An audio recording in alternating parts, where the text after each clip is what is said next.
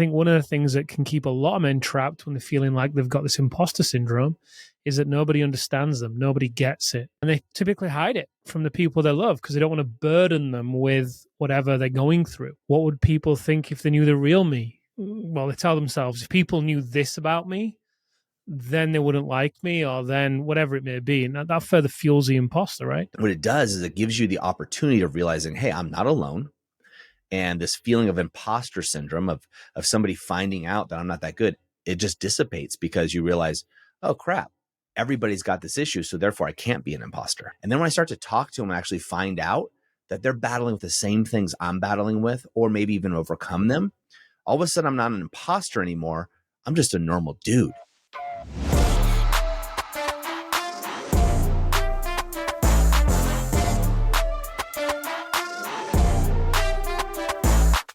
Welcome back to the TPM show.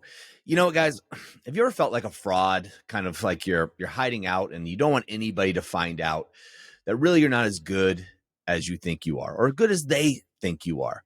Well, you're not alone. In this episode, Tim and I are going to talk about this concept of imposter syndrome. It's something that all of us suffer from time to time. We're going to talk about what it is, how to overcome it when you recognize it, and then what are some of the hacks you can do to not only recognize and overcome it, but move way past that. And as always, I'm really excited to have Tim back in the saddle. Tim, thanks for being here, brother. Of course, brother. It's a pleasure. It is. Well, I'm really excited about getting you back in the studio, man, as we do more of these podcasts moving forward. Get them. For the guys, if you guys got to go over to YouTube, Colton got me set up with a new setup, and it makes it hard because I can't see you, Mr. Tim. But we look at this, Tim, when I think about imposter syndrome, you know, it was really interesting. I was on a call with one of the guys that I work with one-on-one for the year, and he was going through a really tough time.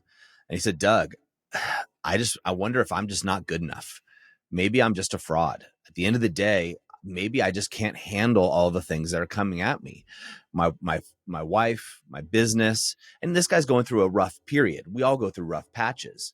And at the end of the day, he was just like, maybe I'm just an imposter. Maybe I'm just not the man that I think I am, the man that looks in the mirror. And Tim, I've had this conversation with myself many times, you know, throughout my career. When I first started being a coach, the businesses I would start. I remember when I first became an interim CEO of a company, these feelings of self-doubt come to all of us.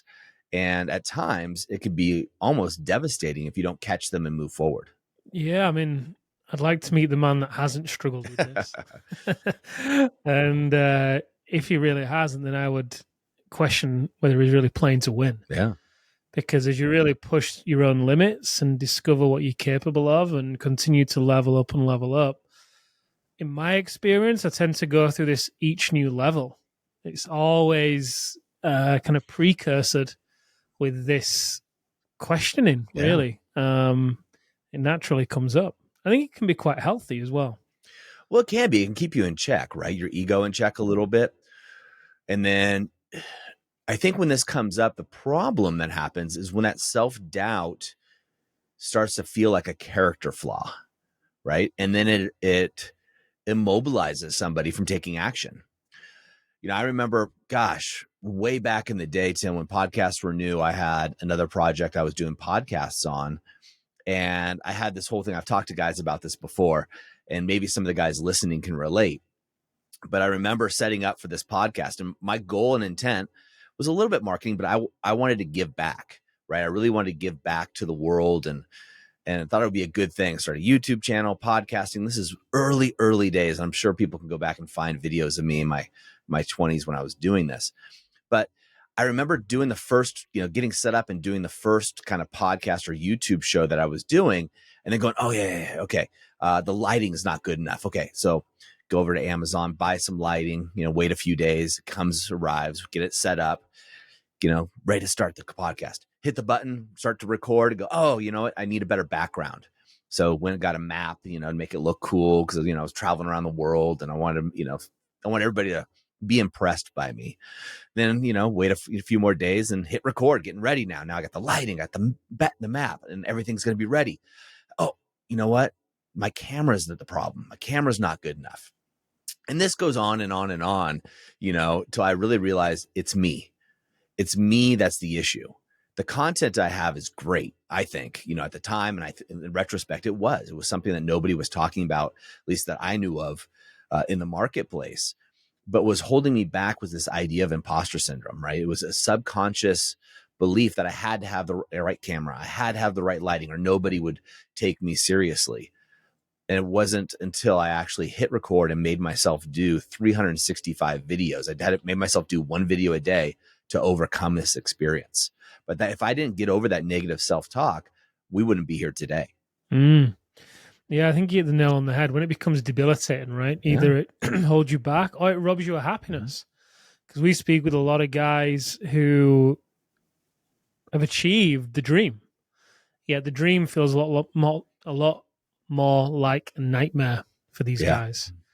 And a lot of it is this story they're telling themselves of being a fraud, being an imposter. What would people think if they knew the real me? Just waiting for the rug to be pulled from beneath them. And it's just robbing them of happiness and fulfillment. And it's terrible because they're in a position where they thought they had everything that was going to be the answer. When they realize it's not, they feel even more lost than before. Yeah, when something, rubs up against your beliefs, right? As an example, I've talked to a guy last week, and he thought when he hit, a certain amount in his net worth, it would happen to be over 20 million for him in his net worth, that then everything would be great, right? Everything would come together. And when he hit that net worth, which he did, it didn't. It was actually worse. He didn't have that high, that fulfillment. His marriage didn't get better all of a sudden. His kids didn't love him more all of a sudden. He didn't become, a better man. And so his story started to become, wait a minute, am I just an imposter? Am I really just a failure? Was I lying to myself this whole time about being a good father, about being a good husband, about being a powerful man, as we defined it, the power within? And it was really crippling for him, and it really hit kind of a depressive state, if you will. And he didn't want people to find out, right? He didn't want people to notice on social media, right, that things weren't really good behind closed doors. He didn't want people to find out in his community. Like, what would they think if, they find out that this successful guy, this leader in the community, this leader at his church, or they found out that really inside he was crumbling, right? He was falling, the world was falling around him. He had this self-doubt.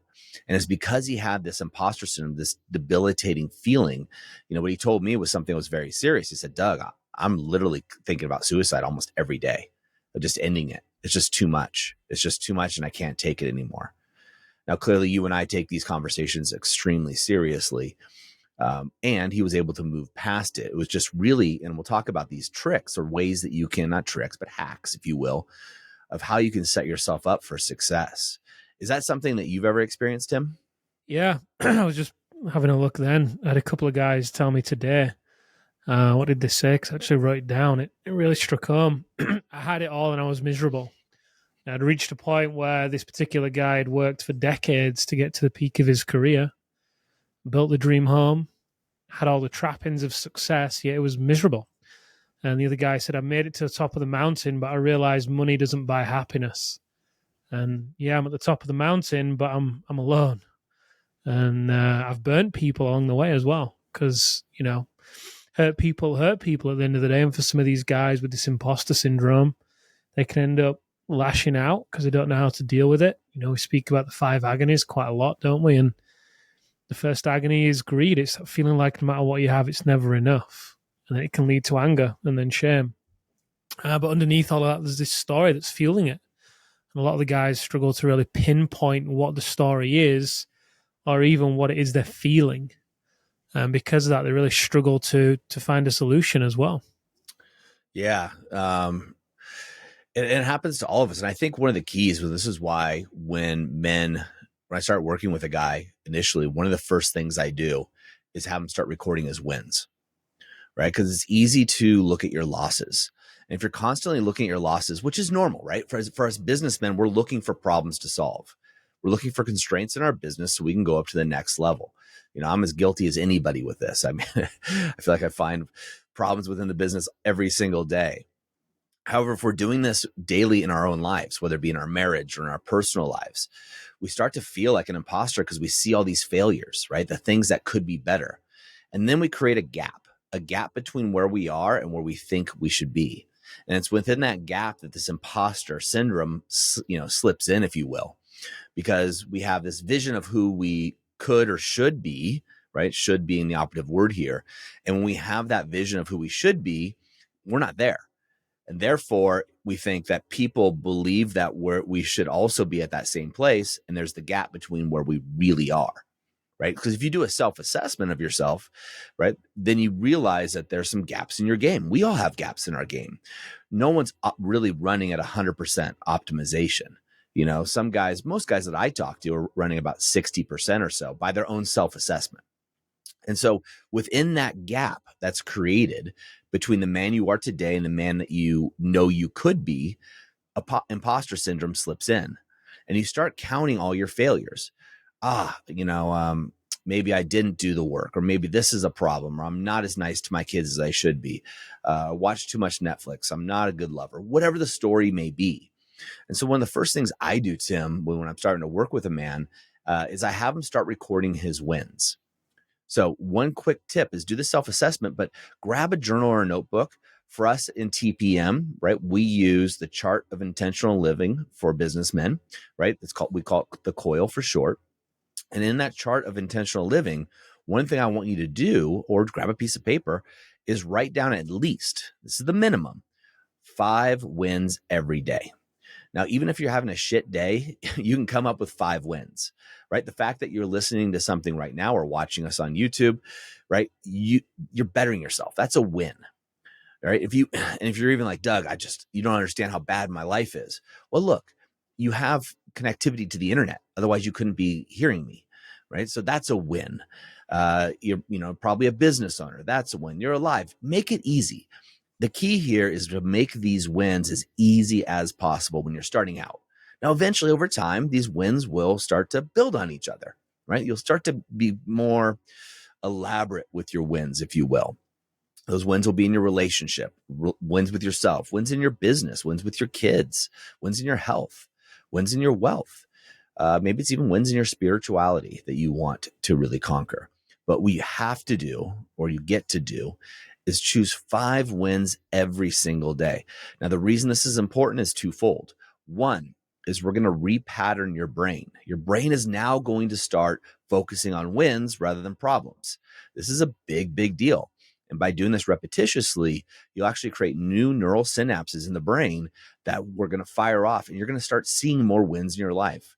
And once you start seeing more wins, of course, you start getting more wins. It's just the way it works. The second reason we're going to do this, and we want you to keep this in a separate journal, is when you hit those low points, like the 2 men that I mentioned in this episode, the 2 men that I talked to, they can go back and refer to their journals, right? Maybe your wins are all just about why you're such a great dad. And the next time you feel like a shit dad, you open your journal and go, oh, that's right, I took my son camping. Oh, that's right, I took my daughter to soccer practice every single day. Oh, that's right, I took the kids to the school conference, or whatever it is. You're going to start looking back and reading your wins, and that's going to elevate you and help you break through this imposter syndrome. And once you break through that imposter syndrome, guys, you close the distance of the gap between the man that you are and the man that you know you can be. That gap gets smaller. Thus, ergo, you are becoming a better man. I love that. I think another thing to give these guys as well is for them to realize they're not alone. Yeah. There's so many guys that we work with, even happened today on the Inner Circle call. One of the men in there who he actually said, he was the one that said, hey, I made it to the top of the mountain and it didn't buy me happiness. And this guy, sold his company for over 50 million. So it was a significant amount of cash. As we were going through the Inner Circle call today, and he's new to the group. He's been in there a couple of weeks. He found it very refreshing and comforting knowing that he's around other high caliber men that share or have shared some of the same struggles. Because I think one of the things that can keep a lot of men trapped when they're feeling like they've got this imposter syndrome is that nobody understands them, nobody gets it, and that they should be happy. And that story of I should be happy makes them feel more ashamed and more guilty that they're not happy. and they typically hide it from the people they love because they don't want to burden them with whatever they're going through. So they try and hide it and pretend like everything's okay, when in reality, the people around them can sense that something's off. They can feel it or see it. In my experience, when they start opening up and sharing and finding other men who have been through something similar, the other guys share their experience and they realize that they're definitely not alone, far from being alone. And I think that can really help them to alleviate and close a gap, essentially. Well, yeah. I mean, what they say is iron sharpens iron. And I remember, and I've talked about this before on the podcast, I distinctly remember this for some reason, is I was in 5th grade. And my 5th grade homeroom teacher, so you rotated different classes or what have you at this particular school that I was at, she had this paper mache or that teachers put on, the walls. And it said, birds of a feather flock together, so choose your friends wisely. And I mocked it, and I don't know why it stuck in my head, though. I can't remember much more about it. I don't even know the teacher's name or anything else about her. But this friggin' thing that she had on the wall, I just remember it sticks out in my mind. And what I found over the years, right, since now I'm 47, it's true, is the people you surround yourself with is going to make all the difference in the world. And that's why, we have over 1,400 active men within TPM right now, and we break guys down into smaller groups called packs. And within those packs, you're going to find business leaders who share the same virtues and values that you do. Otherwise, they wouldn't be here, right? We just don't attract those kind of guys. And when you're in that pack, you start to find out, hey, I'm not alone. And men start to share the real deal because they're in a safe environment. What I mean by safe is, not only physically safe, or it's not like everybody's sitting there, talking, but guys are just open and honest. It's like the open kimono effect. Guys don't hold back. And so guys will talk about financial dealings, business problems. They're businessmen, so they talk about business, but also problems in their marriage or problems with being a father, right? Sometimes you feel guilty about being a dad, about not showing up the way you want to. Maybe you snap at your kids. Maybe instead of playing with them, you throw on Netflix or YouTube or work because you just don't know what to do. But when you have those feelings and you share those and you find out, oh, wow, there's 3 other guys in this group that have the same thing, or every guy's been through that, you're able to shatter that imposter syndrome effect. And that's the key with having that brotherhood around you. Big time. Big time. We've seen that happen time and time again. It's literally like a weight has been lifted from the guys when they share something they've been carrying so heavily for so long, and then they risk and share it and realize, oh yeah, I've been through that, no problem. It's like, what? You're just gonna say it so nonchalantly, like it's nothing? I've been carrying this thing for years. Yeah.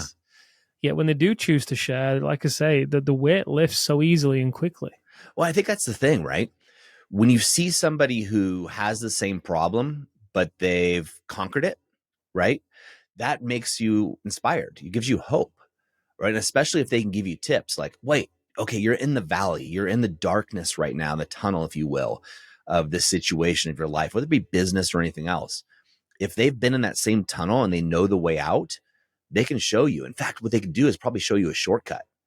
Like, so instead of taking years and years this is an example, we have the activation method for relationships, which is designed to help married businessmen fix their marriages, bring the passion back into their relationships.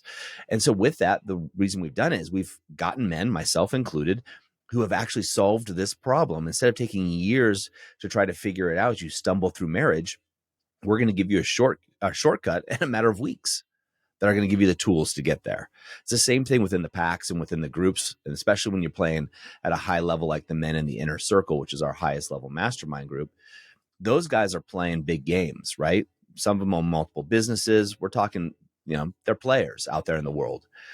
And the thing that's always interesting to me, Tim, is these guys are playing, they've been very successful in business, not because they're stupid, it's because they're smart, right? And they create the time for these meetings. And what's always interesting to me is the guys who haven't been successful in business always say, well, I don't have the time. I don't have the time to do this. I don't have the time to work on myself. I don't have the time. It's ridiculous. Success leaves clues. If these very successful people are investing in themselves, they are taking action, they're surrounding themselves by other people of the same ilk, if you will, then why wouldn't you? right? Why wouldn't you? That's what I do. I saw people around me. And when I started seeing really successful people when I was in Santa Barbara, and I found out, wait a minute, these guys meet together. That's interesting. They're in their own little group. Wonder what those conversations are like. What kind of conversation is that group having at lunch or online now? Now that we're able to do this virtually, back then it just didn't really happen. So now that you can create that space, what it does is it gives you the opportunity of realizing, hey, I'm not alone. And this feeling of imposter syndrome of somebody finding out that I'm not that good, it just dissipates because you realize, oh crap. One is, nobody's watching me and thinking the things that I think they're thinking. Two, everybody's got this issue. So therefore I can't be an imposter. Yeah, exactly. And especially when we see it at the alpha reset as well. It's one thing seeing it on the virtually at the group calls, but when we see that shift happen at the reset, when the guys really share some of their deepest, darkest concerns, really, and fears, the ways in which regrets probably is a better word, when they share those deep, dark regrets, that the ones that they keep carrying with them, whereby people, well, they tell themselves, if people knew this about me, then they wouldn't like me, or then whatever it may be. And that further fuels the imposter, right? But when they actually get those things off the chest in a group of other men who are also business leaders, to your point, it's incredible. I mean, it's one thing online, it's great online, and we see a similar thing, but to have the guys in person as well, like they do at the reset, that's just a different league. Well, it is because, right, this again, I'm going to go back to that gap idea, Tim, is if I think, wow, I'm an imposter, I don't know, as a dad, I'm going to keep using that because it's kind of neutral, that I'm a dad.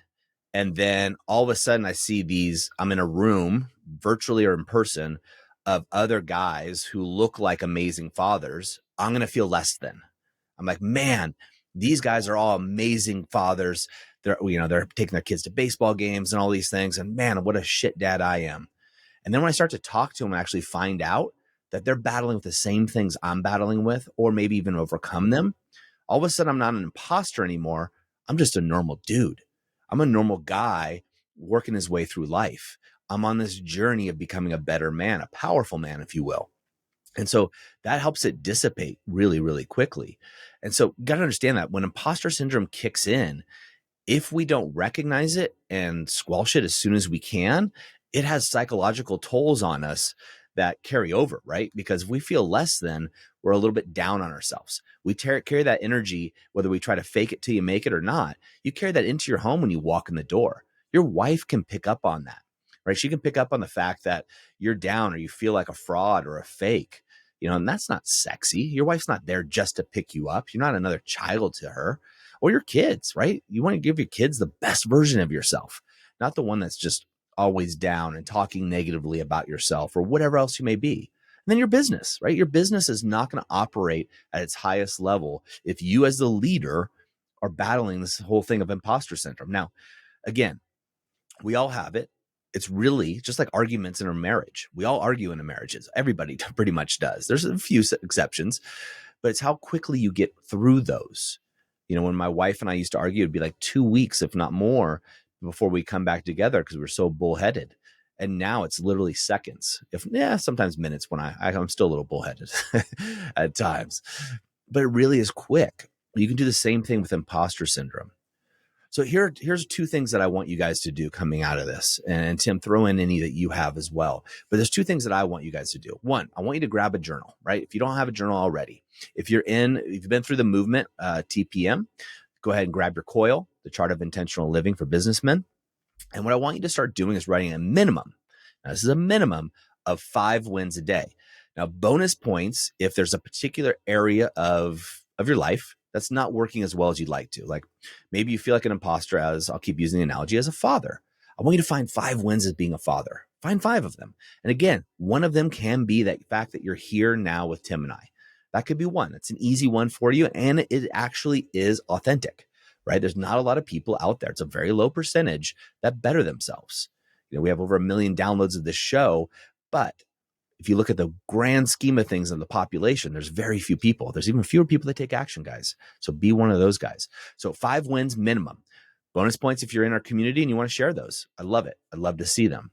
Second thing I want you to do, if you're doing this, is start reviewing your wins each and every week, right? So now you've got your 5 wins a day. You guys can do math, 5 times 7, right? So you got those 35 wins every single week that you want to look at and review them and stack them. And if you want to, you can do what Tim and I do is every month you review the whole month and you review those wins. You review them and you're going to start building on yourself. And I'm going to use the analogy of a father again. And now if I'm building a case like a lawyer or a solicitor would do, right? Now all of a sudden I've got all this evidence that Doug is an amazing father, right? And so when I do get crippled, when I do get butt up against the fact of I'm feeling like I'm not good enough because I want to watch Netflix rather than getting on the ground and playing with my kids because I've had a hard day or whatever else it is, I start to feel guilt. I start to feel shame. I can go back and look at that historical evidence of how great of a father I am. And I can allow myself to relax, allow myself to enjoy the Netflix or choose to play, whatever it is. But I can do it guilt and shame free. And that's a huge difference, guys. I love that. One thing I'd throw in is I'd love you to find another guy who you can open up to and just share with him what it is that you're feeling. And it might be a little bit weird. So begin with that. Hey, this might be a little bit weird, but can I just share something with you? Just call out the elephant in the room. Allow yourself to claim that it is going to be weird or strange or whatever it may be, and just share with him what it is you're experiencing. Now, depending on who you have in your life, that'll dictate the response that you get from them. Some people will be shocked and won't know what to do with it, and that's okay. Other people may open up as well and say, hey, I've been feeling something similar. But you're not doing it to get any kind of response, but just begin to open up and share it with somebody. Now, if you're in the movement, obviously you have the benefit of sharing it with whoever you would like. And you know the kind of response you're going to get. You're going to get a brother that's there for you, that is going to hold space for you and really enable you to really go to those places that you want to go and that you need to go, quite frankly.